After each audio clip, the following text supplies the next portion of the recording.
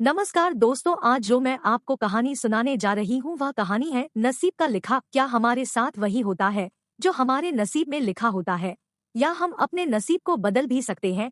तो चलो सुनते हैं ये कहानी। 15वीं सदी की ये कहानी है। किसी एक गांव में बहुत ज्ञानी पंडित रहा करता था। पंडित आजू बाजू के सारे ही गांवों में बहुत प्रख्यात था और इसी वजह से धनवान भी था। पंडित का परिवार ज्यादा बड़ा नहीं था।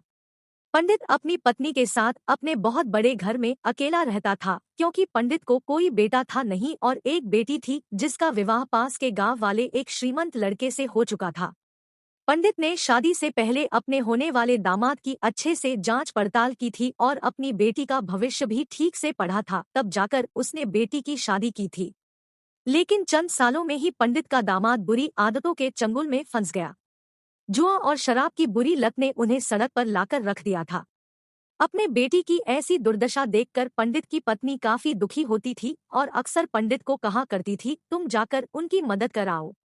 पंडित हमेशा अपनी बीवी को यह कहकर उनकी मदद करने के लिए मना कर देता था कि अभी कुछ समय तक उनका बुरा वक्त चलना है।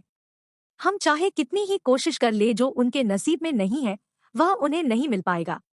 पंडित की ऐसी बातों से उसकी पत्नी काफी दुखी हो जाया करती थी और मन ही मन सोचती थी कि कैसा स्वार्थी पिता है, अपनी बेटी को इतने कष्टों में देखकर भी उसकी मदद करने के लिए मना करता है।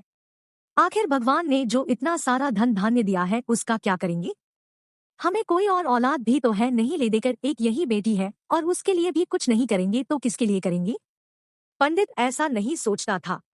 ऐसा नहीं है कि पंडित अपनी पुत्री से प्रेम नहीं करता था, लेकिन उसने अपनी पुत्री की कुंडली इतने अच्छे से पढ़ी थी और वह यह पहले से ही जानता था कि वह चाहे किसी भी लड़के से शादी करती, लेकिन उसके जीवन में यह समय आने वाला ही था और बिना इसे भुगते उसको छुटकारा नहीं मिलने वाला था। एक दिन खाने पीने के लिए भी मोहताज हो चुके पंडित के बेटी और दामाद उसके घर पर आए। पंडित ने और उसकी बीवी ने दोनों का खूब आदर सत्कार किया और खूब अच्छा खाना खिलाया।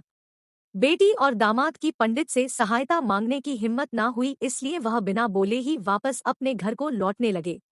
लेकिन माँ तो माँ होती है, पंडिताइन से रहा नहीं गया और बिना पंडित की इजाजत के उसने चोरी छुपे बूंदी के लड्डू बनाकर उसमें सोने के सिक्के रख दिए और बेटी और दामाद को दे दिए, ताकि बेटी और दामाद की कुछ आर्थिक सहायता हो सके।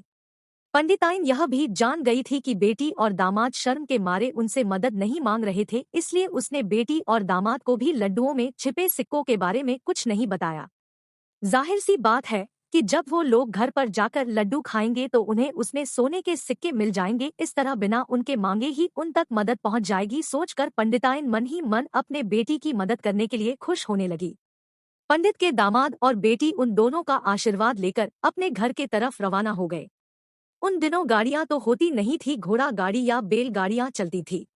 पैसे ना होते तो और चीजों की लेन देन से भी व्यवहार होता था। बेटी और दामाद का गांव पंडित के घर से कोसों दूर था, फिर भी पैसों की कमी के चलते वह चलकर अपने गांव की तरफ निकल पड़े। थोड़े दूर ही चले थे कि पंडित की बेटी के पैर में मोच आ गई और अब उसको चलना भी मुश्किल हो गया। पंडित के दामाद ने जब देखा कि उसकी बीवी अब बिल्कुल चलने में सक्षम नहीं है, तो उसने एक तागा अपने घर तक किराए पर ले लिया। दोनों पति पत्नी तागे में बैठकर घर तक पहुंच गए, लेकिन तागे वाले को देने के लिए उनके पास पैसे थे नहीं, इसलिए पंडिताई ने जो बूंदी के लड्डू उन्हें दिए थे वही किराए के तौर पर उस टांगे वाले को दे दिए। टांगे वाला बूंदी के लड्डू को लेकर वहां से चला गया। टांगे वाला अपने घर की तरफ जा रहा था, तब उसे एक हलवाई की दुकान दिखी। उसने सोचा कि थोड़े से बूंदी के लड्डुओं से मेरे घर के लोगों का पेट थोड़ी भरने वाला है, इससे अच्छा मैं इन बूंदी के लड्डुओं को बेचकर उनसे कुछ चावल खरीद लेता हूँ। टांगे वाले ने बूंदी के लड्डू हलवाई को बेच दिए।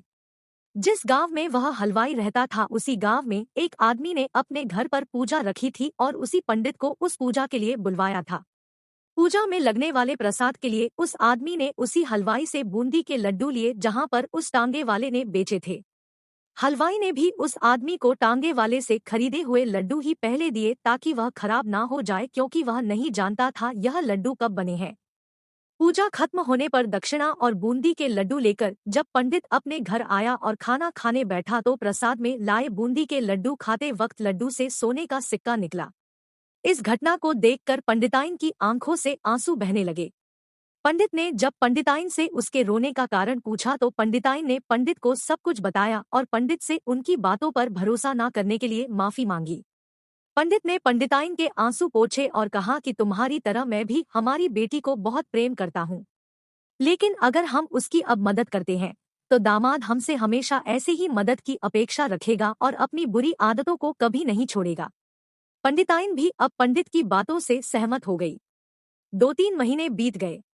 पंडित के दामाद और बेटी फिर से एक बार उसके घर आए और इस बार उनकी परिस्थिति पहले से बेहतर थी, क्योंकि पिछली बार खाली हाथ जाने के बाद दामाद ने नया काम शुरू किया था और अपनी सारी बुरी आदतें भी छोड़ दी थी। क्योंकि दोस्तों, नसीब इसी को कहते हैं, जो हम नहीं सोचते वह हो जाता है और जो हम सोचते हैं वह नहीं होता। तो मिलते हैं नेक्स्ट वीडियो में, तब तक के लिए अपना ख्याल रखिए, मस्त रहिए।